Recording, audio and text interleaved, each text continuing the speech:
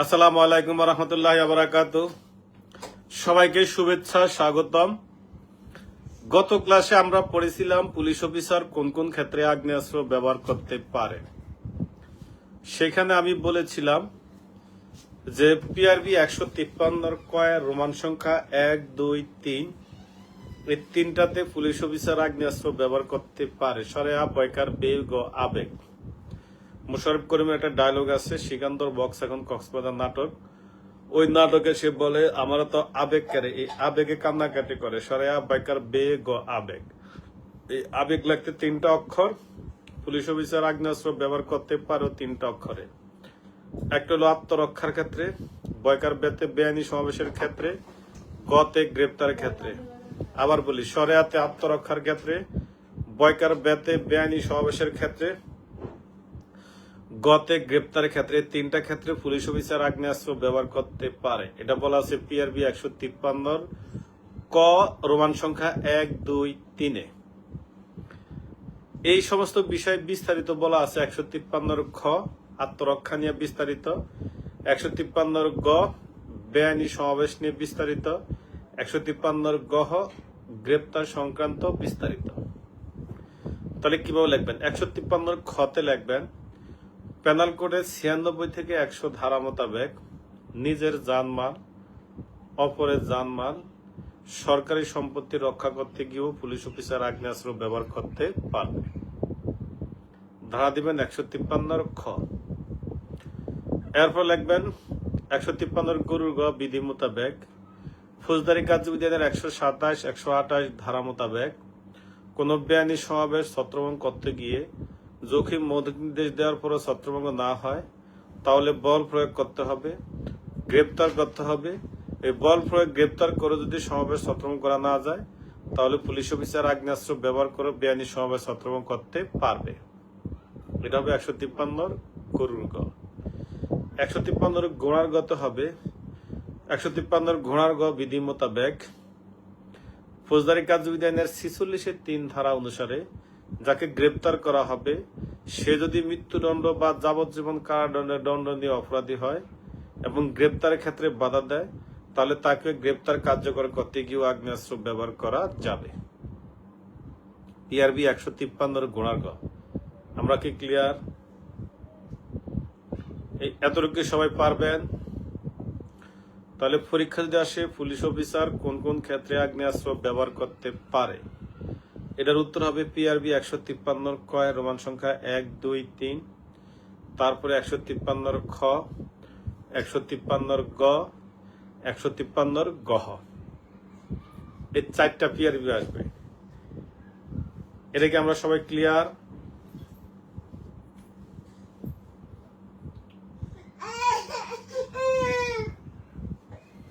ঘুম আসবে? তাহলে এই 153 ক, খ, গ, ঘ এই সাইডটা আমরা পারি কিনা? যদি পারি তাহলে আমরা সামনে আগাবো।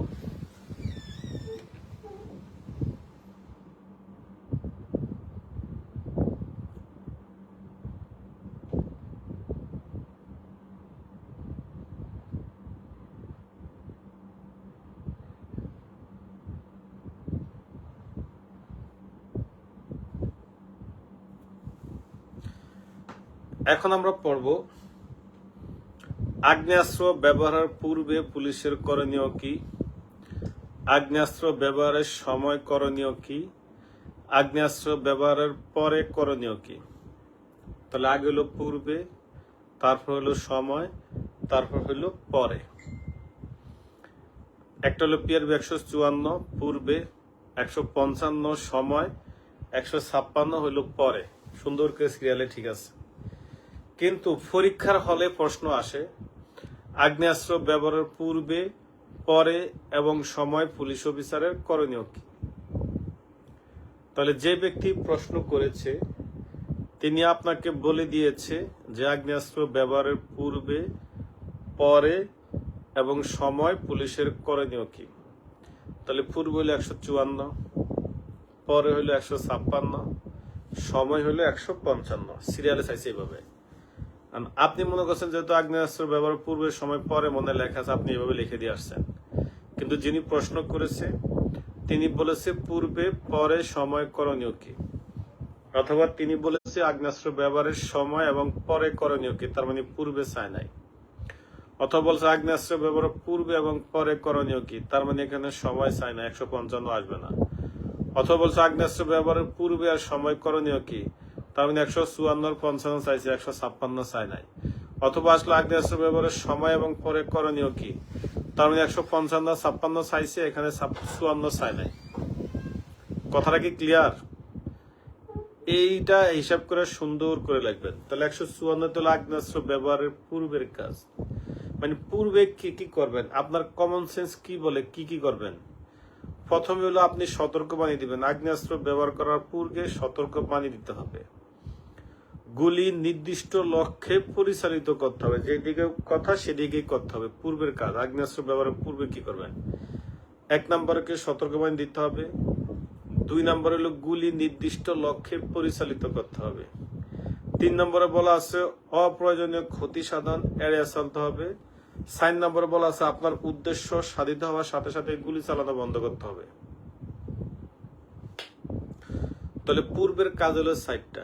প্রথম হলো সতর্কবাণী দেওয়া, লক্ষ্যবস্তু স্থির করা, নির্দিষ্ট লক্ষ্যে গুলি চালানো, অপ্রয়োজনীয় ক্ষতি না করা, আপনার উদ্দেশ্য সাধিত হওয়ার সাথে সাথে গুলি চালানো বন্ধ করা। এটা হলো আগ্নেয়াস্ত্র ব্যবহারের পূর্বের কাজ। এটা কি ক্লিয়ার? এখন হলো আগ্নেয়াস্ত্র ব্যবহারের সময়ের কাজ।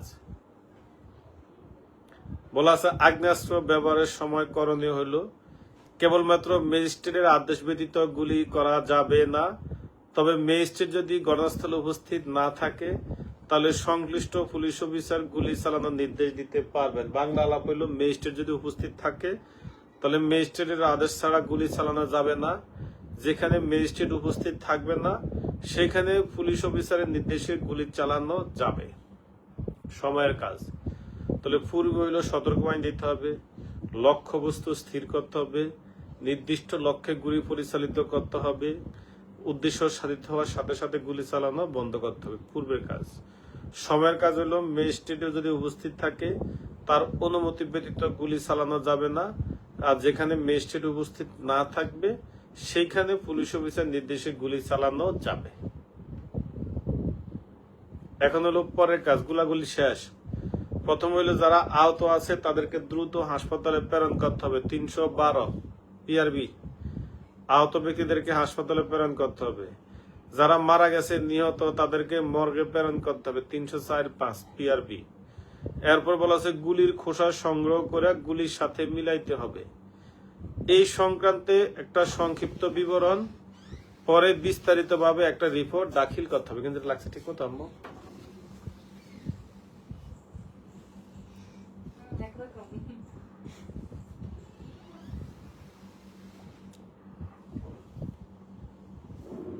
ক্লিয়ার সবাই?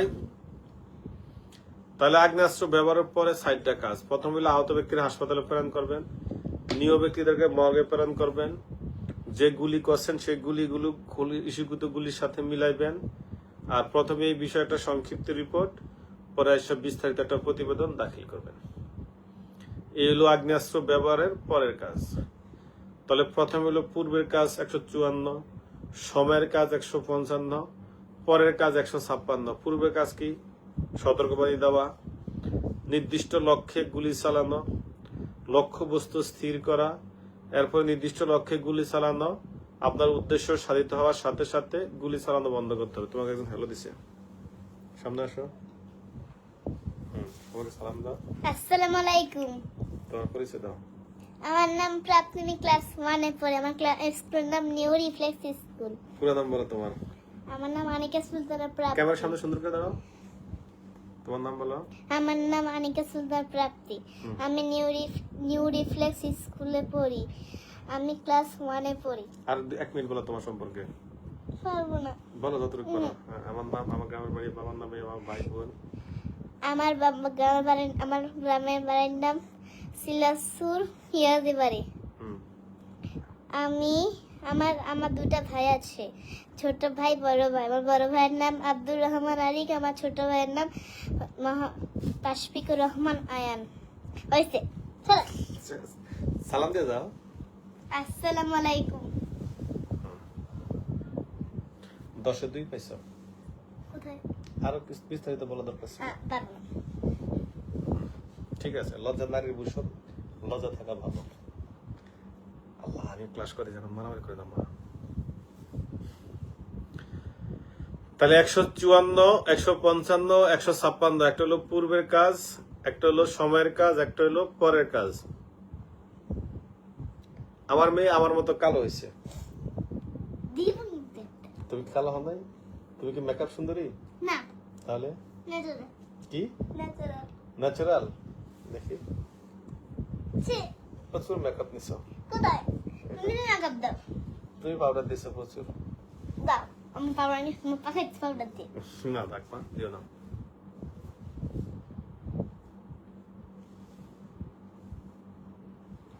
আচ্ছা, তোমাকে অনেক সবাই ভেরি গুড দিছে, তোমাকে ধন্যবাদ দিয়েছে আমার। তুমি অনেক কিউটি।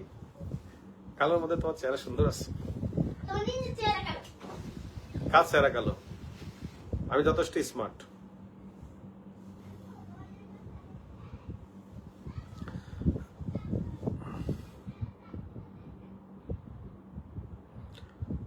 না, ওরা মারামারি করে না। আচ্ছা, পরে আসি। তাহলে আগ্নেয়াস্ত্র ব্যবহারের পূর্বের কাজ, সময়ের কাজ। আমার মেয়ে কিন্তু অনেক ব্রিলিয়েন্ট, অনেক ব্রিলিয়েন্ট, খুব ভালো এবং সারাদিন পড়াশোনা করে এবং আমার প্রচুর ভুল ধরে বেড়ায়। আমি ঠিক মতো চলাফেরা করি না, পড়াশোনা করি না, খাই না, টাইম মেনটেন করি না। আমি কিভাবে যে এত চাকরি পেয়েছি, কিভাবে আমি পাশ করেছি, তার এরা মাথায় ঢুকে না। আমার মতো এত বোকা ছেলে, কম মেধাবী ছেলে কিভাবে চাকরি পেয়েছে এটা তার জানা নাই। তার বক্তব্য, তার নাকি ব্যাপক পড়াশোনা করতে হবে ভালো কিছু করতে হইলে। আচ্ছা, আমার মেয়ে যদি কোনো কথা আপনারা শুনেন, আইসিইউতে থাকা রোগী হেসে দিবে আর মনে হবে যে 80 বছরের কোন মানুষ বক্তব্য দিচ্ছে। যাই হোক, পরে আসি। তাহলে আগ্নেয়াস্ত্র ব্যবহারের পূর্বে কাজ পাইলাম। প্রথম হইলো একটা সতর্কবাণী দেওয়া, একটা টার্গেট মানে নির্দিষ্ট একটা লক্ষ্য স্থির করা, তারপরে নির্দিষ্ট লক্ষ্যে গুলি পরিচালনা করা, উদ্দেশ্য সাধিত হওয়ার সাথে সাথে গুলি চালানো বন্ধ করা। সময়ের কাজ হলো ম্যাজিস্ট্রেট যদি উপস্থিত থাকে, ম্যাজিস্ট্রেটের অনুমতি ছাড়া গুলি চালানো যাবে না। তবে ম্যাজিস্ট্রেট যদি উপস্থিত না থাকে সেই ক্ষেত্রে পুলিশ অফিসারের নির্দেশে গুলি চালানো যাবে। পরের কাজ হলো আহতদেরকে হাসপাতালে পাঠিয়ে দিবেন। এবার যারা মারা গেছে তাদেরকে মর্গে প্রেরণ করবেন। যে গুলিগুলো ব্যবহার করা হয়েছে খোসার সাথে গুলি ইস্যু মিলাবেন। প্রথমে এই সম্পর্কে একটা সংক্ষিপ্ত রিপোর্ট, পরে এসব বিস্তারিত একটা রিপোর্ট যথাযথ কর্তৃপক্ষ বরাবর দাখিল করবেন। শেষ। তাহলে আগ্নেয়াস্ত্র ব্যবহারের পূর্বে পরে সময় ক্লিয়ার। এখন হলো 157। পুলিশ অফিসার যে আগ্নেয়াস্ত্র ব্যবহার করেছে এই সম্পর্কে নির্বাহী তদন্ত করা যাবে। নির্বাহী শব্দের অর্থ হইল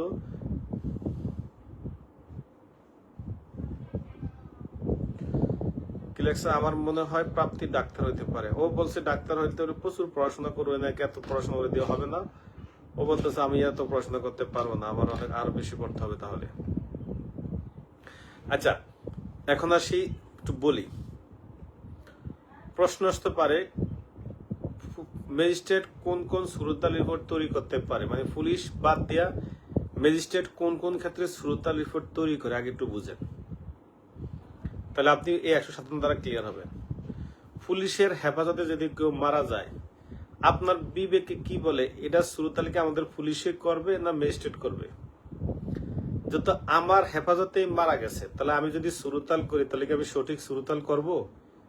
যত আমি পুলিশ আমার হেফাজতে মারা গেছে, এটা করতে হবে অন্য কে করবে? ম্যাজিস্ট্রেট করবে।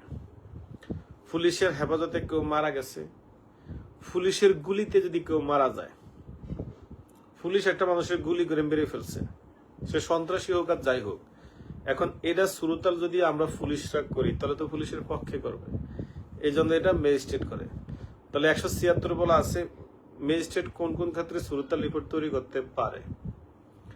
প্রথমে হইলো পুলিশ হেফাজতে কেউ যদি মারা যায়, 176 কিন্তু ফৌজদারি কার্যবিধি আইন। পুলিশ হেফাজতে যদি কেউ মারা যায়, পুলিশের গুলিতে যদি কেউ মারা যায়, কোন পুলিশ অফিসার কর্তব্যরত অবস্থায় যদি মারা যায়, ধরেন একজন পুলিশ অফিসার সে কর্তব্যরত অবস্থায় মারা গেছে, এই ক্ষেত্রে এইটা সুরতাল রিপোর্ট একজন ম্যাজিস্ট্রেট করবে। মন থাকবে? তাহলে পুলিশ হেফাজতে যদি কেউ মারা যায়, পুলিশের গুলিতে যদি কেউ মারা যায়, আবার বলি পুলিশ হেফাজতে যদি কেউ মারা যায়, পুলিশের গুলিতে যদি কেউ মারা যায়, বা পুলিশ নিজে যদি কর্তব্যরত অবস্থায় মারা যায়, দেখবেন আমাদের কিছু পুলিশ আছে ছাদের উপরে যদি আত্মহত্যা করে, অথবা পুলিশ যদি নিজে গুলি করে আত্মহত্যা করে কোথাও অন ডিউটিতে, আপনি দেখবেন এগুলা কিন্তু ম্যাজিস্ট্রেট এসে সুরতাল করে। পুলিশ কোন আমলে এদের সুরতাল করে না, কিন্তু বাস্তবতা হলো পুলিশই করে, জাস্ট ম্যাজিস্ট্রেট এসে স্বাক্ষর করে। তাহলে যে স্বাক্ষর করে অফিসিয়ালি সেই সুরতাল রিপোর্ট করে, এটাই বোঝায়। আচ্ছা, থানায় মামলা কে রুজু করে? থানায় মামলা রুজু করে কম্পিউটার অপারেটর, সই করে ওসি, এজন্য ওসি মামলা রুজু করে। তাহলে আর দুইটা বাকি আছে, তিনটা বাকি আছে, তিনটা বলছি। একটা হলো পুলিশের গুলিতে মারা গেলে, পুলিশের হেফাজতে মারা গেলে, পুলিশ নিজে কর্তব্যরত অবস্থায় মারা গেলে, তিনটা পাইছে পুলিশ নিয়ে। এখন থাকে তিনটা। এই তিনটার মধ্যে একটা হইল বিদেশি কোন নাগরিক বাংলাদেশে মারা গেলে, একজন বিদেশি নাগরিক বাংলাদেশে মারা গেছে, আবার কবর থেকে যদি লাশ উত্তোলন করে, এটারও সুরতাল ম্যাজিস্ট্রেট করে। তাহলে বিদেশি, ওই যে নিচের কোনটা ঠিক করো, বিদেশি যদি কোন নাগরিক বাংলাদেশে মারা যায়, আবার যদি কবর থেকেও লাশ উত্তোলন করে। আরেকটা বাকি আছে যেখানে একজন শ্রমিক মারা গেছে, যেখানে কলকারখানায় অধিক সংখ্যক শ্রমিক কাজ করে, এই সমস্ত কাছ থেকে সুরতাল করতে পারে একজন ম্যাজিস্ট্রেট। মানে একজন শ্রমিক মারা গেছে যেখানে অধিক সংখ্যক শ্রমিক কাজ করে, কোন কলকারখানায় একজন শ্রমিক মারা গেছে যেখানে অধিক সংখ্যক শ্রমিক কাজ করে, সেখানে সুরতাল তৈরি করে একজন ম্যাজিস্ট্রেট। তাহলে কয়টা পাইলাম আমরা? 6টা। এখন আপনি বলেন, পুলিশ যদি কোনো গুলি করে, এই বিষয়ের তদন্ত কি পুলিশ করা উচিত না নির্বাহী তদন্ত করা উচিত? আপনার বিবেকে কি বলে? যেহেতু এরা পুলিশে গুলি করছে, তাহলে এরা তদন্ত কি পুলিশে করা উচিত হবে না নির্বাহী তদন্ত করবে? আমাকে বলেন তো।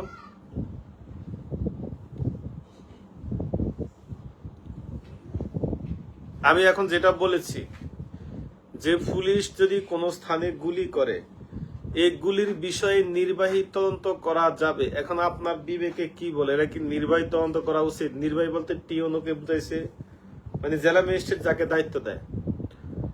বিশেষ ক্যাডার মধ্যে একটা জেলা পর্যায়ে, উপজেলা পর্যায়ে যাকে দায়িত্ব দেওয়া হয়।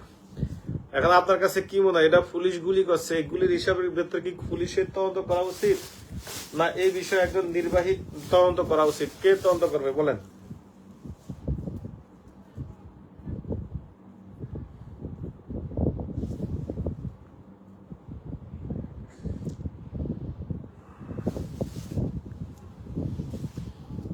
তাহলে একজন নির্বাহী তদন্ত করা উচিত, 157 এর বলা আছে। তাহলে আগ্নেয়াস্ত্রের ব্যবহার হলো 153 ক এর 1, 2, 3, 153 খ, 153 গ, 153 গ। তারপর পেলাম আগ্নেয়াস্ত্র ব্যবহারের পূর্বের কাজ 154, আগ্নেয়াস্ত্র ব্যবহারের সময়ের কাজ 155, আগ্নেয়াস্ত্র ব্যবহারের পরের কাজ 156। আর পুলিশ অফিসার যদি কোনো গুলি করে, এই গুলির বিষয়ে নির্বাহী তদন্ত করা যাবে 157-তে। আচ্ছা, এবার হলো সামরিক বাহিনী আহ্বান করবে বেআইনি সমাবেশে। যখন 127, 128 ধারা মোতাবেক ছত্রভঙ্গ করা সম্ভব না হয়, তখন পুলিশ কমিশনার সামরিক বাহিনী আহ্বান করতে পারবে। এরা 158। তাহলে 158 বলা আছে সামরিক বাহিনী আহ্বান করা, সামরিক সাহায্য আহ্বান করা। 158 এরা লাগবে না। তাহলে লাগবে কি? 153 ক এর 1, 2, 3, 153 খ, গ, গ, মানে 153 লাগবে পুরাটা, 154 লাগবে, 155 লাগবে, 156 লাগবে। 157 দরকার আছে, যে গুলি করলে এটা নির্বাহী তদন্ত করে। 58 বাবারে আমার কি হয়, ভালো ছেলে এগুলো করে না বাবা। তুমি একটা বংশীয় ছেলে, তোমার একটা ইজ্জতের বিষয় আছে না? তোমার যে এত সুন্দর একটা চেহারা, তোমার সাথে যায় বাবা দুষ্টামি? সরি, বেশি বলে ফেলছি। যায়, দুঃখিত। এই হলো 157 পর্যন্ত কাজ।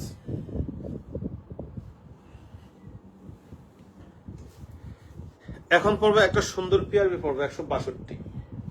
এটা একটু পড়ি, একবার মনে রাখেন, খুব গুরুত্বপূর্ণ না, তবে একটু পড়ে রাখি।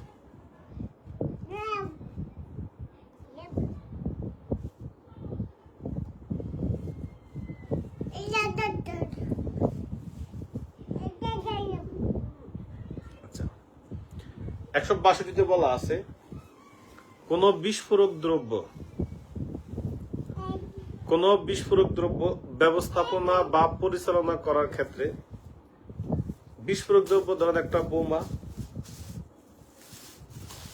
অথবা কোন হাত বোমা, পেট্রোল বোমা, ককটেল, এগুলা যা আছে, আইন বলছে কোন বিস্ফোরক হয়েছে। ওরা নাম জানে, আমার ছেলে আয়ের নাম জানে সবাই। বাবা কি চাইনিজ বলতেছো না বাংলা বলতেছো? কি বলতেছো?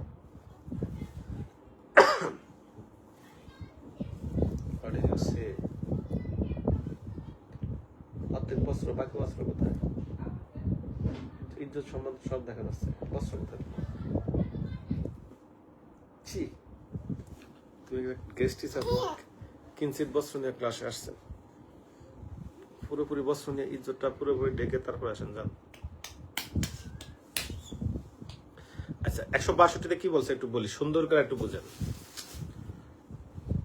পিআরবি 162তে বলা আছে কোন বিস্ফোরক দ্রব্য ব্যবস্থাপনা বা পরিচালনা করার জন্য, মানে একটা বিস্ফোরক দ্রব্য আপনি উদ্ধার করে নিয়ে আসছেন, এটা কিভাবে ব্যবস্থাপনা করবেন, মানে কিভাবে এটা নিয়ে আসবেন, অথবা এটা এনে থানায় কিভাবে রাখবেন, মানে পরিচালনা করবেন, এই বিষয়ে প্রত্যেকটা পুলিশ সুপার, সহকারী পুলিশ সুপার এবং থানার অফিসার ইনচার্জের নিকট বই ইস্যু করা আছে। উক্ত বইয়ের নির্দেশনা অনুসরণ করে আলস্য বিস্ফোরক দ্রব্য ব্যবস্থাপনা বা পরিচালনা করতে হবে। মানে বাংলা আলাপ হইল, কোন বিস্ফোরক দ্রব্য পরিচালনা ব্যবস্থাপনা করার ক্ষেত্রে সরকারিভাবে যে ইস্যুকৃত বই আছে, ওই ইস্যুকৃত বই নির্দেশনা অনুসরণ করে সেটা পরিচালনা করতে হবে বিস্ফোরক দ্রব্য নিয়ে। 162, এটা কি পারবেন? কি হয়েছে তোমার? আমি এখন অনলাইন ক্লাস আছে, এখন বলবো না? তাহলে কান্না কি এখন করবা, পরে করবা? হ্যাঁ, কান্না কি এখন করতে চাইতেছ? কান্নাটা কি এখন করবা না একটু পরে করবা? এখন জমে রাখবা কান্না? আচ্ছা, যদি এখন কান্না করতেছে এখন বলে বলো, পরে আবার কান্না আসবে না, কথা বলবা শুধু। বলো মা, বলো কি হয়েছিল, বলো। আমি ব্যাগটা আমাকে বলতে চাইছিলাম না, তোমার গাড়িটা নিয়ে গেছে। না কান তো বুঝ না, কি কি হয়েছে ভাইয়া? কি সাফমান আছে না, সাফমানের গাড়িটা একটু নিয়ে গেছিল ভাইয়া, আমি জানি না কি হয়েছে। তারপরে আমি কাস্টমার একটু বলছি, সাফমান আমার গাড়িটা নিয়ে গেছে। তখন সাফমান এসে ভাই আমাকে অনেক ধাক্কা দিয়ে অনেক মারছে। তোমাকে খুব মারছে? এই বিষয়ে বাবা তোমাকে উপযুক্ত বিচার করবো, হবে? হ্যাঁ, কঠিন বিচার করে দিব, চলবে মা? তুমি নাই বিচার পাবা, আশ্বস্ত করলাম। ঠিক আছে, টিস্যু লাগবে? একটু টিস্যু দাদা, এই যে টিস্যু দেন, কান্নার সময় টিস্যু দেওয়া তার আইনগত অধিকার। তোমাকে তার একটা কান্নার পরিবেশ দিতে হবে, টিস্যু দিতে হয় মানুষ কান্নায়। আচ্ছা, এদেরকে নিয়ে যাবে, ক্লাসটা করাই।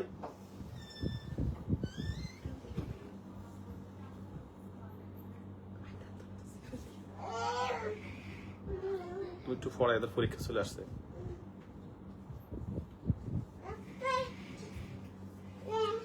দুঃখিত, আর ভুল হবে না, অনেক সময় নষ্ট করছে।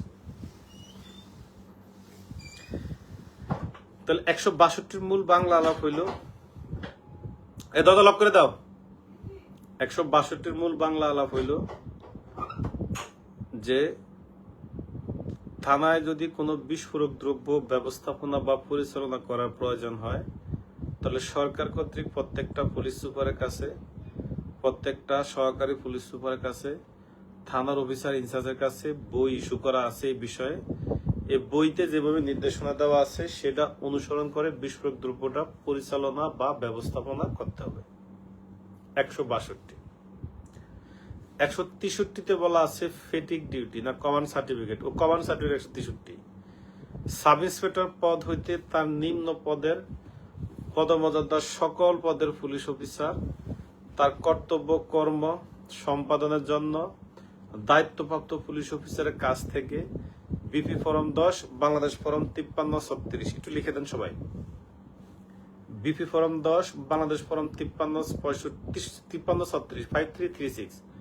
5336 মূলে যে আদেশনামা ইস্যু করা হয় তাকে বলা হয় কমান্ড সার্টিফিকেট। বাংলা আলাপ হইল সাব ইন্সপেক্টর হইতে তার নিম্ন পদের পুলিশ অফিসার তার কর্তব্য কর্ম বা সরকারি কোনো আদেশ পালন করার জন্য দায়িত্বপ্রাপ্ত পুলিশ অফিসারের কাছ থেকে বিপি ফরম 10 বাংলাদেশ ফরম 5336 মোতাবেক যে আদেশনামা ইস্যু করা হয় তাকে বলা হয় কমান্ড সার্টিফিকেট।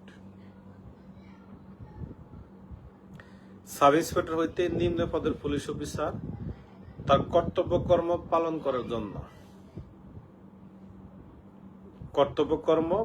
করার জন্য দায়িত্বপ্রাপ্ত পুলিশ অফিসার কাছ থেকে দায়িত্বপ্রাপ্ত অফিসারের নিকট হইতে বিপি ফরম 10 বাংলাদেশ ফরম 5336 মূলে যে আদেশনামা ইস্যু করা হয় তাকে বলা হয় কমান্ড সার্টিফিকেট।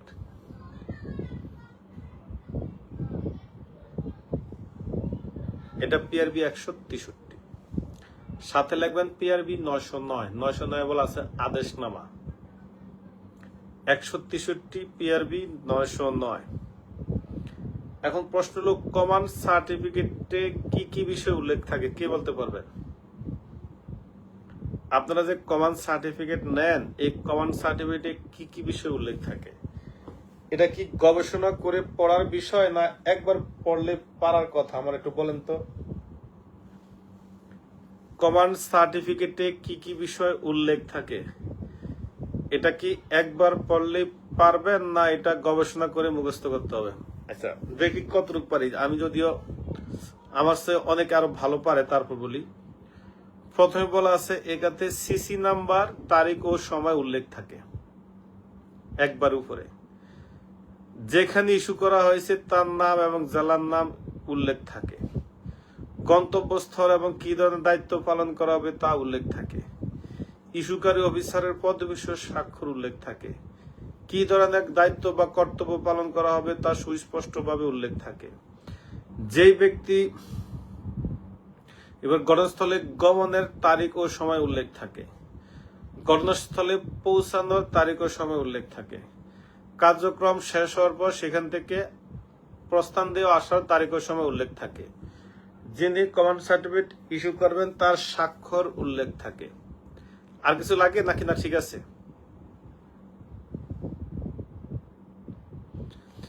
এখন বলছে কি কি কারণে কমান্ড সার্টিফিকেট ইস্যু করা হয়। প্রথম বলছি কমান্ড সার্টিফিকেট কি কি বিষয় উল্লেখ থাকে, মানে ওই কাগজের ভিতরে কি কি আছে। এখানে আমি বললাম কমান্ড সার্টিফিকেট কি কি বিষয় উল্লেখ থাকে। আমি বলেছি মাত্র যে প্রথমে সিসি নাম্বার, তারিখের সময় উল্লেখ থাকে। ঘটনাস্থলে গমনের তারিখের সময় উল্লেখ থাকে। যে কাজের উদ্দেশ্যে যাওয়া আসে সেই কাজের বিষয় স্পষ্ট উল্লেখ থাকে। যে ওই সংশ্লিষ্ট জেলা এবং থানার নাম উল্লেখ থাকে। যার নাম ইস্যু করা হবে তার পদবিষয় স্বাক্ষর উল্লেখ থাকে। তারপরে কমান্ড সার্টিফিকেট নিয়ে যে স্থানে পৌঁছানো হবে সেই পৌঁছানোর তারিখের সময় উল্লেখ থাকে। এবং কার্যক্রম শেষ হওয়ার পর সেখান থেকে যখন বাইরে আসা হয় এই বাইরের তারিখের সময় উল্লেখ থাকে। সর্বশেষ কার্যক্রম শেষ হওয়ার পর এই বিষয়ে একটা প্রতিবেদন বা একটা মন্তব্য বা একটা জবাব কমান্ড সার্টিফিকেটের অপর পেজে উল্লেখ থাকে। এটা হলো কি কি বিষয় উল্লেখ থাকে। এখন প্রশ্ন হলো কি কি কারণে কমান্ড সার্টিফিকেট ইস্যু করা হয়, মানে কি কি কাজ ইস্যু করে বলেন। প্রথম হলো গ্রেপ্তারি পরোয়ানা তামিলের জন্য, পেট্রোল ডিউটি করার জন্য, সেন্ট্রি ডিউটি করার জন্য, সমন জারি করার জন্য, সরকারি ডাক দেওয়ার জন্য, অপমৃত্যুর লাশ তদন্ত করার জন্য, কর্তব্যকর্মের বাহির এবং সঠিক সময়ে হাজির হওয়ার জন্য, ছুটিতে যাওয়ার জন্য, যথাযথ কর্তৃপক্ষের আদেশ পালন করার জন্য, ডাক ডিউটি করার জন্য, গার্ড ডিউটি করার জন্য, কর্মস্থল পরিবর্তন করার ক্ষেত্রে, এই সব ক্ষেত্রে কমান্ড সার্টিফিকেট ইস্যু করা হয়।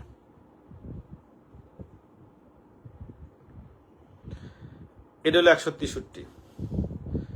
এই কমান্ড সার্টিফিকেট কাকে বলে, কমান্ড সার্টিফিকেটে কি কি বিষয় উল্লেখ থাকে, কি কি কারণে কমান্ড সার্টিফিকেট ইস্যু করা হয়, এটা নিয়ে 10 মার্কের প্রশ্ন আসে। এটা খুব গুরুত্বপূর্ণ একটা প্রশ্ন। কাকে বলে পেলাম সংজ্ঞা, কি কি বিষয় উল্লেখ থাকে মানে কাগজের উপরে কি কি লেখা থাকে, আর কি কি কাজে ব্যবহার করা হয় মানে কি কি উদ্দেশ্যে ইস্যু করা হয়, শব্দের অর্থ হলে এরা দিয়ে আপনি কি কি আইটেমের কাজ করতে পারবেন। ডাক ডিউটি, গার্ড ডিউটি, জরিমানা আদায় ডিউটি, গ্রেপ্তারি পরোয়ানা duty, on duty, petrol duty, patrolling duty, ছুটির ডিউটি, ছুটিতে যাওয়া, ছুটি থেকে হাজির হওয়া, আসামি কোর্টে নিয়ে যাওয়া, কোর্টে থেকে নিয়ে আসা, তারপরে হলো বদলি করার জন্য, সমন জারি করার জন্য, এই ধরনের সকল কাজে কমান্ড সার্টিফিকেট ইস্যু করা হয়।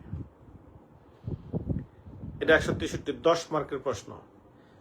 কাকে বলে, কি কি বিষয় উল্লেখ থাকে, আর কি কি কারণে বা কিসের কারণে কমান্ড সার্টিফিকেট ইস্যু করা হয়। এই 163 নিয়ে একটা 10 মার্কের প্রশ্ন। এটা very very very very important পড়বেন। 100 পদ থেকে 163 পর্যন্ত গুরুত্বপূর্ণ পিআরবি হইল এই 153, 54, 55, 56 আর 163। না আর নাই। আর এমন একটা প্রশ্ন আছে, পুলিশের নিষিদ্ধমূলক কার্যসমূহ কি কি, মানে পুলিশের নিষেধাজ্ঞা কার্যক্রম কি কি। এটা হইলে যদি আসে তাহলে 106 থেকে শুরু করে 6, 7, 8, 9, 10, 11, 12, 13, 14, 15 এগুলো হলো সব পুলিশের নিষেধাজ্ঞামূলক কাজ, মানে নিষেধ করা হয়েছে। ক্লিয়ার? তাহলে 163-তে পাইলাম কমান্ড সার্টিফিকেট কাকে বলে, কি কি বিষয় উল্লেখ থাকে, কি কি কারণে কমান্ড সার্টিফিকেট ইস্যু করা হয়। এই 163 কি সবাই পারবেন?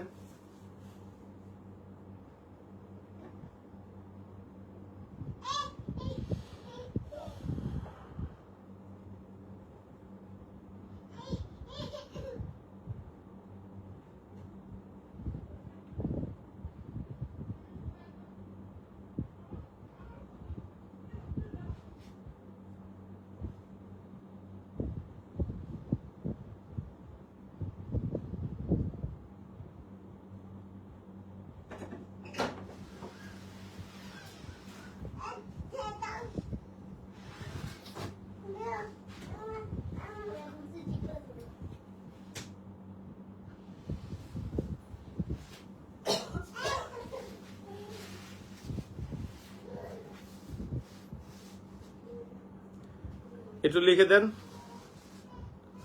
কমান্ড সার্টিফিকেট কেন ইস্যু করা হয়। আচ্ছা, এবার আসি ফেটিক ডিউটি 163-তে ফেটিক ডিউটি বলতে আমরা মনে হয় ঘাস কাটা বুঝি না, ঘাস কাটাকে ফেটিক ডিউটি বলে না। ফেটিক ডিউটি বলতে বোঝানো 164-তে ফেটিক ডিউটি বলতে কি বলছে বলেন, বলা আছে কোন অস্ত্র অথবা রিভলভার তৈরি করার জন্য যে সানমারি বাট আছে, ব্যবহার করার জন্য যে সানমারি বাট আছে, এই সানমারি বাট মেরামত করার কাজে, প্যারেড গ্রাউন্ড মেরামত করার কাজে, তারপরে কোনো কাঠের কাজ করার জন্য, কোনো ব্যারাক পরিষ্কার পরিচ্ছন্ন করার জন্য, তাঁবু খাটানোর জন্য, সরকারি সম্পত্তি উঠানো নামানোর জন্য, আগুনের বিস্তার এক জায়গা থেকে আরেক জায়গায় স্থানান্তর করার জন্য, বা সম্পত্তি সংরক্ষণের কাজের জন্য কনস্টেবলকে নিয়োগ করা যাবে, মানে তাদেরকে দিয়ে এই কাজগুলো করানো যাবে। এগুলাকে ফেটিক ডিউটি বলতে ঘাস কাটাকে বোঝায় না। ফেটিক ডিউটি বলতে বোঝানো হয়েছে সানমারি বাট মেরামত করার কাজে আপনাকে লাগাইতে পারবে সরকার, মাঠ পরিষ্কার পরিচ্ছন্ন করার কাজে, তারপর প্যারেড গ্রাউন্ড সাজসজ্জার কাজে, বিভিন্ন কাঠের কাজ করানোর কাজে, গাছপালা কাটা ওটা করার কাজে সহ সরকারি যে কাজগুলো আছে সেগুলো করার কাজে আপনাকে ব্যবহার করতে পারবে 164-তে। কি পারবেন? তাহলে আবার আসি 163-তে পাইলাম আগ্নেয়াস্ত্র ব্যবহারের পূর্বে, 153-তে পাইলাম আগ্নেয়াস্ত্র কোন কোন ক্ষেত্রে ব্যবহার করা যায়, 53-র ক খ গ গ হ, 54-তে পাইলাম আগ্নেয়াস্ত্র ব্যবহারের পূর্বের কাজ, 55-তে পাইলাম আগ্নেয়াস্ত্র ব্যবহারের সময়ের কাজ, 56-তে পাইলাম আগ্নেয়াস্ত্র ব্যবহারের পরের কাজ। গুলি করলে নির্বাহিত তদন্ত হলো 157, বিস্ফোরক দ্রব্য ব্যবস্থাপনার ক্ষেত্রে বই যেভাবে নির্দেশনা আছে সেভাবে করতে হবে 162, কমন সার্টিফিকেট নিয়ে পাইলাম 163, ফেটিক ডিউটি নিয়ে পাইলাম 164, 165টা একটু লাগবে, এটা একটু ভালো গুরুত্বপূর্ণ আছে, খুব বেশি গুরুত্বপূর্ণ না, তবে একটু গুরুত্বপূর্ণ। বলা আছে কোন স্থানে যদি আগুন লাগার সংবাদ পাওয়া যায়, মানে একটা জায়গায় আগুন লেগেছে, এই ধরনের সংবাদ যদি পাওয়া যায়, তাহলে সকল পদমর্যাদার পুলিশ অফিসার সারিবদ্ধভাবে দাঁড়াবে। এই সকল পদের পুলিশ অফিসার বলতে যা আছে সব বুঝাইছে। কোন স্থানে যদি আগুন লাগার বা অগ্নির কোনো সংবাদ পাওয়া যায় বা আগুন লাগার সংবাদ পাওয়া যায়, তাহলে সকল পদের পুলিশ অফিসার সারিবদ্ধভাবে দাঁড়াবে এবং পোশাক পরিধানের জন্য অপেক্ষা তারা করবে না, তবে কোমরে বেল্ট পরিধান করবে। ঊর্ধ্বতন পুলিশ অফিসার যত সংখ্যক লোক প্রয়োজন মনে করবে ততজন লোককে কাজে নিয়োগ করবেন এবং বিভিন্ন দলে বিভক্ত হয়ে আগুন নিভানোর জন্য তারা চেষ্টা করবে। মানে কোন স্থানে যদি অগ্নির সংবাদ পাওয়া যায়, তাহলে সবাই পুলিশ অফিসার যারা আছে তারা সারিবদ্ধভাবে দাঁড়াবে, পোশাকের জন্য কেউ অপেক্ষা করবে না, কোমরে বেল্ট থাকলেই হবে এবং ঊর্ধ্বতন পুলিশ অফিসার যতজনকে আগুন নিভানোর কাজে প্রয়োজন মোতায়েন করার ততজন তারা মোতায়েন করতে পারবে। এটা বলা আছে 165-তে। এদের মধ্যে কি পারবেন?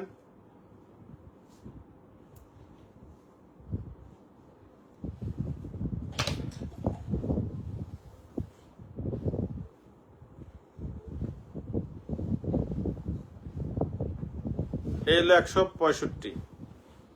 এখন হলো 169, 169, খুব সুন্দর একটা পিআরবি। বলা আছে যে ইন্সপেক্টর হইতে ঊর্ধ্বতন পদের পুলিশ অফিসার সময় মতো অফিসে আসবেন। কি মতো? সরকারি যে অফিস টাইম আছে এই অফিস টাইম অনুসারে অফিসে উপস্থিত থাকবেন এবং অফিসের যাবতীয় কার্যক্রম তারা সম্পাদন করবেন। মানে এসপি সাহেবকে বলছে আপনি ঠিক মতো অফিসে আসবেন অফিস টাইমে। বেশিরভাগ জায়গায় তারা 12টা, 1টা, 2টা, 3টা, 5টা রাত্র বিকালেও আসে, সরকারি কাজ অনেক সময় বাইরে থাকে। কিন্তু পিআরবিতে বলা আছে ইন্সপেক্টর হইতে ঊর্ধ্বতন পদের পুলিশ অফিসার সরকারি যে অফিস টাইম, সরকারি অফিস টাইমে তারা অফিসে আসবে এবং নিয়মিত অফিসের কার্যক্রম তারা পরিচালনা করবে। 169। আর বিভিন্ন ডাক যে আমরা নিয়ে আসে আমাদের কাছে, আমরা যে ডাক গ্রহণ করি 170-এ, তাহলে ডাক গ্রহণ করা কত? 170।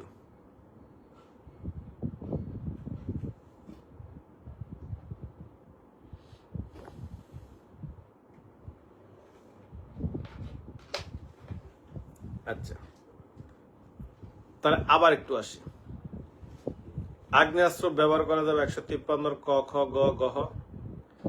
পূর্বের কাজ 54, সময়ের কাজ 55, পরের কাজ 56, নির্বাহী তদন্ত 57, বিস্ফোরক ব্যবস্থাপনা 62, কমান্ড সার্টিফিকেট 63, ফেটিগুলো 64, অগ্নি সংযোগ নিয়ে হইল 65, অফিসে ঠিক মতো উপস্থিত থাকলে 169, ডাক গ্রহণ 170। আর লাগবে না, যথেষ্ট হয়েছে। এবার 190 পড়ি। 190-তে বলা আছে প্রত্যেক সহকারী পুলিশ সুপার মানে সার্কেল তার নিত্য নৈমিত্তিক কর্মকাণ্ড সম্পাদনের জন্য একজন এএসআই এবং একজন আরদালি দেওয়া যাবে। তারা সার্কেল অফিসের সকল কার্যক্রম সম্পাদন করবে। যেটা ডিএমপিতে এখন অফিস অর্ডার করে এএসআই এর পরিবর্তে সাব ইন্সপেক্টর করা হয়েছে। এখনো জেলা পর্যায়ে রিডার হিসাবে একজন এএসআই এখনো আছে, সম্ভবত, আমি জানি না আছে কিনা। সার্কেল অফিসে বা যেটাকে জেলায় বলা হয় কি অফিস, হ্যাঁ জেলাতে তো সার্কেল অফিস বলে, আর মেট্রোতে বলে জোন অফিস। ডিএমপি সহ ডিএমপি কমিশনার অফিস আদেশ করেছে যে প্রত্যেক জোন অফিসে একজন সাব ইন্সপেক্টর সহকারী পুলিশ সুপার বা যে সার্কেল আছেন জোনের সার্কেল তার দায়িত্ব কর্তব্য পালন করবে, যেটা আগে এএসআই ছিল। তাহলে ডিএমপিতে কি আছে সেটা আমরা পড়বো না, 190-তে কি আছে সেটা আমরা পড়বো। পিআরবিতে 190-তে বলা আছে প্রত্যেক সার্কেল অফিসে, কার অফিসে? সার্কেল অফিসে সহকারী পুলিশ সুপার সার্কেল অফিসে তার নিত্য নৈমিত্তিক যাবতীয় কার্যক্রম সম্পাদনের জন্য একজন এএসআই এবং একজন আর্দালি নিয়োগ দিতে পারবে। এই আর্দালি শব্দের অর্থ হল করণিক। এএসআই সাহেব এই সার্কেল অফিসের সকল ধরনের অফিসের কার্যক্রম পরিচালনা করবে। বাংলা আলাপ হলে 190তে এএসআই দায়িত্ব কর্তব্যের ভিতরে 190 আসবে, যেটাকে রিডার সাহেব বলা হয়। এখন সার্কেল অফিসে রিডার তো বেশিরভাগ এএসআই থাকার কথা জেলা পর্যায়ে, তবে বেশিরভাগ এখন মনে হয় সাব ইন্সপেক্টর হয়ে গেছে।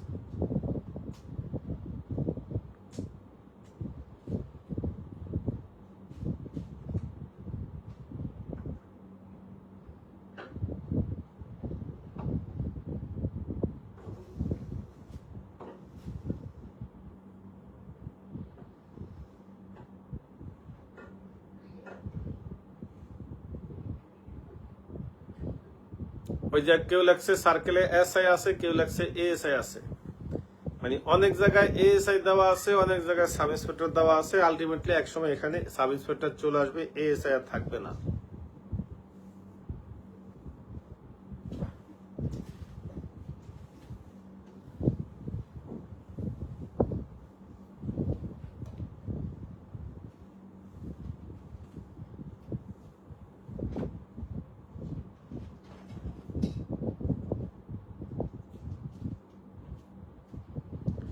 ফারহানা সামিয়া বলছে প্রথম থেকে বাড়ি দেন। ঠিক আছে, বাড়ি দিতেছি। আরেকটা পিয়ার বেছে তুই শেষ, এরপর 200 থেকে 400 পর্যন্ত খুব গুরুত্বপূর্ণ একবার হাই ভোল্টেজ ক্লাস, কোনোভাবে বাদ দেওয়ার সুযোগ নাই।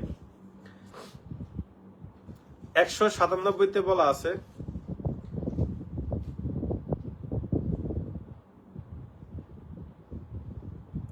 ওই তানজিলা মিশা কথা কসকি লিগা তোদের সার্কেলে এসআই আছে, কে বলছে? তোকে সাব ইন্সপেক্টর মাহমুদ আছে না রিডার হিসাবে? ফাজিলের দল মিথ্যুক। আচ্ছা, 197তে বলা আছে যে সহকারী পুলিশ সুপার, যাকে বলা হয় সার্কেল, তিনি প্রতিদিন বিপি ফরম 18(2) মোতাবেক তার যে ব্যক্তিগত ডায়েরি আছে, এই ব্যক্তিগত ডায়েরি তিনি লিখবেন এবং প্রত্যেকদিন তার একটা অনুলিপি তিনি পুলিশ সুপারের কাছে দাখিল করবেন, যেটাকে বলা হয় সার্কেলের ডায়েরি। 197 কার ডায়েরির কথা বলা আছে? 197তে সার্কেলের ডায়েরি। ফারহানা সামিয়া তার কথা মতো প্রথম থেকে বাড়ি দিতে বলছে। আমরা আগে 100 থেকে 200 একটু বাড়ি দিই, দেখি আমার ভুল হইলে আপনারা একটু সহযোগিতা করেন।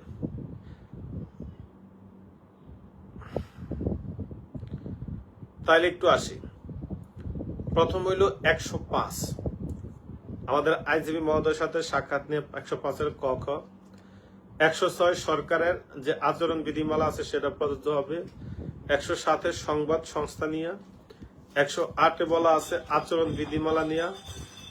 109-এ বলা আছে টাকা পয়সা অর্থনৈতিক লেনদেন সংক্রান্ত বিষয় বিভিন্ন আর্থিক প্রতিষ্ঠানের সাথে। 110-এ বলা আছে যে নিলামে অংশগ্রহণ নিয়ে। 111-তে বলা আছে শেয়ার ক্রয় বিক্রয় নিয়ে। 112-তে বলা আছে নিজ জেলা ব্যতীত অন্যান্য জেলায় জগা জমি স্থাবর সম্পত্তি ক্রয় নিয়ে। 113-তে বলা আছে অধস্থানকে ব্যক্তিগত কাজে ব্যবহার করা নিয়ে। 114-তে বলা আছে আপনার কর্তব্য কর্মের গাফলতির কারণে সরকারি সম্পত্তির ক্ষতি হলে তারপরে চলে যায়। 115-তে বলা আছে যে কর্মস্থল ত্যাগ করা যাবে না উদ্যম কর্তৃপক্ষের অনুমতি ছাড়া। 117-তে বলা আছে যে প্রত্যেক অধস্থান পুলিশ অফিসার ঊর্ধ্বতন পুলিশ অফিসারের আওতাধীন। ঊর্ধ্বতন পুলিশ অফিসার যেভাবে নির্দেশ করবে ঊর্ধ্বতন কর্তৃপক্ষের আওতাধীন। ঊর্ধ্বতন কর্তৃপক্ষ যেভাবে নির্দেশ করবে সেভাবে মেনে চলতে হবে। 118-তে জনসমাগম স্থানে আইন শৃঙ্খলা রক্ষা করা। 119-এ চৌকস পুলিশ অফিসার নির্ধারণ করা। 120-এ বলা আছে সংবাদ দেওয়া। 121-এ বলা আছে একজন আরেকজনকে সাহায্য করা। 133-এ বলা আছে বেআইনি সমাবেশ শোভাযাত্রা হইলে সহকারী পুলিশ সুপার এবং পুলিশ সুপারকে থানার অফিসারকে ইনচার্জ কর্তৃপক্ষ অবগত করা। 134-এ বলা আছে জরুরি অবস্থা জারি করা। 141-এ বলা আছে পুলিশ আইনের 31। 142-এ বলা আছে ফৌজদারি কার্যবিধির 127। 143 বলা আছে ফৌজদারি কার্যবিধানের 128, 144 বলা আছে বেআইনি সমাবেশে যারা অংশগ্রহণ করেছে তাদের বিরুদ্ধে ফৌজদারি মামলায় সুবদ্ধ করে আইনগত ব্যবস্থা। 145 বলা আছে থানার অফিসার ইনচার্জ কর্তৃক ফোর্স নিয়োগ সশস্ত্র। 146 বলা আছে বিশেষ ফোর্স নিয়োগ। 47 বলা আছে নিরস্ত্র পুলিশ সশস্ত্র পুলিশ নিরস্ত্র পুলিশকে সাহায্য করবে। 147 150 পাইলাম দাঙ্গা দমন করার ক্ষেত্রে গুলি এবং ব্যক্তিগত অস্ত্র ব্যবহার নিয়ে। 51 বলা আছে ম্যাজিস্ট্রেটের দায়িত্ব কর্তব্য। 152 বলা আছে দলের অধিনায়কের দায়িত্ব কর্তব্য। 153 আগ্নেয়াস্ত্র ব্যবহার। 154 পূর্বের কাজ। 55 সময়ের কাজ। 56 পরের কাজ। 57 নির্বাহী তদন্ত। 162 কোন বিস্ফোরক ব্যবস্থাপনা নিয়ে ইস্যুকৃত বইয়ের নির্দেশানুসারে তা ব্যবস্থাপনা করা। 163 কমান্ড সার্টিফিকেট। 164 ফেটিক ডিউটি। এরপরে দিক দিয়ে চলে যায় 169 বলা আছে যথাসময়ে ঊর্ধ্বতন কর্তৃপক্ষ অফিসে অফিস করা। 70 ডাক ডিউটি গ্রহণ। 190 বলা আছে সার্কেল অফিসের রিডার। 97 সার্কেলের ট্যুর ডায়েরি। এই ভুল হয়েছে না ঠিক আছে? 100 থেকে 200 পর্যন্ত কি ঠিক আছে?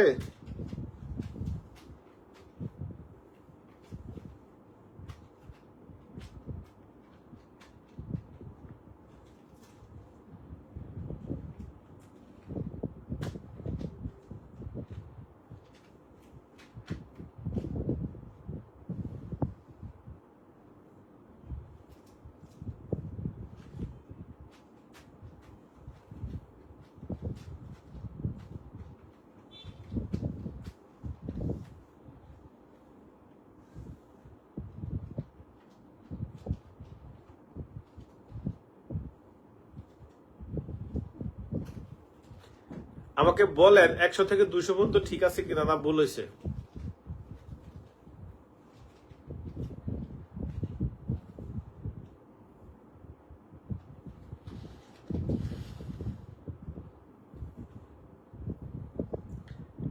একশো থেকে 200 পর্যন্ত যা বলেছি ঠিক আছে না ভুল হয়েছে?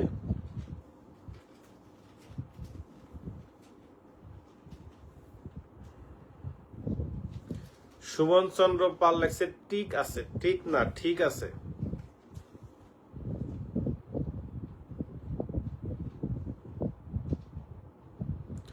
একজন লেখছে স্যার আপনি এএসআই হয়ে বিয়ে করেছেন। এক্স্যাক্টলি সঠিক।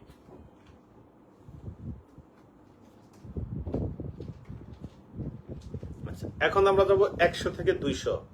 এই 100 থেকে 200 ক্ষেত্রে আমার একটু ভুল হইতে পারে, বাদ যাইতে পারে, আপনারা একটু হেল্প করেন। প্রথম হইল 1-এর ভিতরে 10টা পয়েন্ট। 1 নম্বরে সুপারিনটেন্ডেন্ট অফ পুলিশ। 2-এ বলা আছে যত সদস্য আছে সবাই পুলিশ অফিসার হিসেবে গণ্য হবে। 1-এর 3-এ বলা আছে আমরা যারা অধস্থন আছি অধস্থন পুলিশ অফিসার ইন্সপেক্টরের নিচে যারা আছে। 4 হলো নিরস্ত্র পুলিশ। 6 হলো সশস্ত্র ইন্সপেক্টর। মাঝখান দিয়ে রিজার্ভ অফিস হলো 5 আর রিজার্ভ অফিসার হইলো 7। 8-এ বলা আছে কোর্ট ইন্সপেক্টর ইয়া স্কোয়াড কমান্ডার। 9 হলো কোর্ট ইন্সপেক্টর আর 10-এ বলা আছে অফিস ইন্সপেক্টর। 3-এ বলছে পিআরবি শুধু পুলিশ বাহিনীর জন্য প্রযোজ্য হবে। 4-এ বলা আছে পুলিশের প্রশাসনিক শাখা সমূহ নিয়ে। 5-এর 1-2 5-এর 1-এ বলা আছে পাড়ি বা ক্যাম্প আর 2-এ বলা আছে টাউন আউটপোস্ট। 6-এ বলা আছে শাখাগুলা নিয়ে। 7-এ বলা আছে প্রশাসনিক ব্যবস্থা কাঠামোগত নিয়ে। এদিক দিয়ে 13-তে বলা আছে ম্যাজিস্ট্রেটের সাথে পুলিশ কমিশনার বিভাগীয় কমিশনার জেলা ম্যাজিস্ট্রেটের সাথে পুলিশ সুপারের সম্পর্ক নিয়ে। দরকার নাই, আমাদের 24 লাগবে। 24-এর ক খ গ ঘ 4টা অভিযোগ আছে। প্রথম বলেছে পুলিশের বিরুদ্ধে মামলায় থানার অফিসার ইনচার্জ পিআরবি 244-এর ক মোতাবেক ম্যাজিস্ট্রেটকে অবগত করবে। এবার ম্যাজিস্ট্রেট যদি এটা প্রয়োজন মনে করে তাহলে একজন ম্যাজিস্ট্রেট বা পুলিশ অফিসারকে তদন্তের নির্দেশ দিবে। আর গতে বলা আছে যদি মনে করে অপরাধটা তুচ্ছ কিন্তু ঘটনা সত্য তাহলে ওই সংশ্লিষ্ট পুলিশ অফিসার দিয়ে তদন্ত করাইতে পারবে। আর গোড়াগতে বলা আছে যদি মনে করে যে সন্দেহাতীতভাবে ঘটনা সত্য তাহলে তিনি সরাসরি অপরাধটা আমরা দিয়ে বিচার শুরু করতে পারবে। আর 25-এ বলা আছে ম্যাজিস্ট্রেট সরাসরি পুলিশ অফিসারের বিরুদ্ধে অভিযোগ আমল নিতে পারবে 190 মোতাবেক। এরপরে এদিক দিয়ে 33-এ বলা আছে জনসাধারণের সাথে ভালো সম্পর্ক। 33-এর ক খ গ ঘ ঙ পর্যন্ত। আর এমনি 30-এ বলা আছে ম্যাজিস্ট্রেট এবং আদালতের সম্মান দেখানো। 31-এ বলা আছে যে উকিল এবং রাষ্ট্রীয় যে কি সরকারি যে কৌশলী আছে, পিপি আছে, তাদের সাথে ভালো সম্পর্ক রাখতে হবে।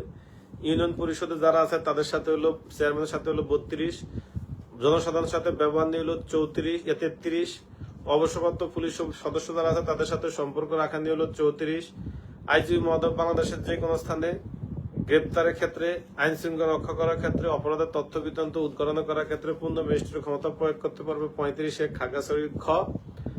চলে যায় 43, দাঙ্গা যে মামলা আছে একাধিক কর্মকর্তা নিয়োগ দেওয়া যাবে, একাধিক কর্মকর্তা নিয়োগ দেওয়া যাবে, রিপোর্ট দাখিল করা যাবে, পরবর্তীতে পাওয়া গেলে আবার বাড়তি অতিরিক্ত রিপোর্টও দাখিল করা যাবে। 47 পরিদর্শন সমূহ। 53-তে বলা আছে এসআর মামলা। 66-তে বলা আছে 53-তে এসআর মামলা। 66-তে কি আছে ভুলে গেছি বলেন?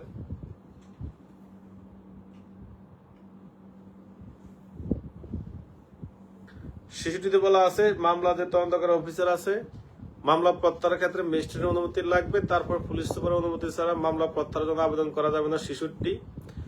আর আসামিকে যদি তুলনামূলকভাবে পানিশমেন্ট কম দেয় অথবা জামিন দেয় সেই ক্ষেত্রে পুলিশ সুপার কোর্ট ইন্সপেক্টরের মাধ্যমে তা পুনর্বিবেচনা করার জন্য আবেদন করতে পারবে 67। কেস ডায়েরি হেফাজত নিয়ে বলা আছে 68 ক খ গ। তারপরে চলে যায় আমরা 69-এ বলা আছে গ্যাজেট মেজেট নিয়ে, এগুলো লাগবে না।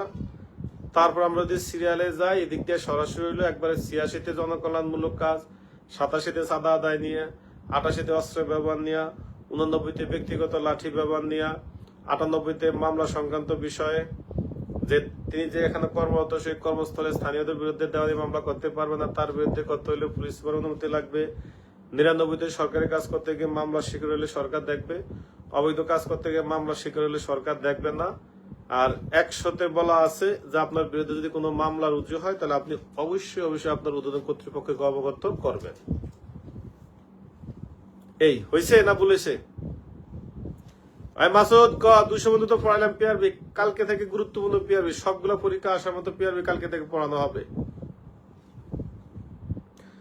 আমি আবার বলি, যারা 200 থেকে 400 পর্যন্ত পিআরবি পারবে তারা হবে best of the best student এই 2026 সালে পরীক্ষার ক্ষেত্রে। তাদের রেজাল্ট সর্বোচ্চ ভালো হবে। আপনি যত সিআরপিসি পড়েন, প্যানাল কোড পড়েন, শাক কয়েন পড়েন, পিআরবি 200 থেকে 400 পর্যন্ত ভালো না পড়লে আপনি ভালো স্টুডেন্ট না।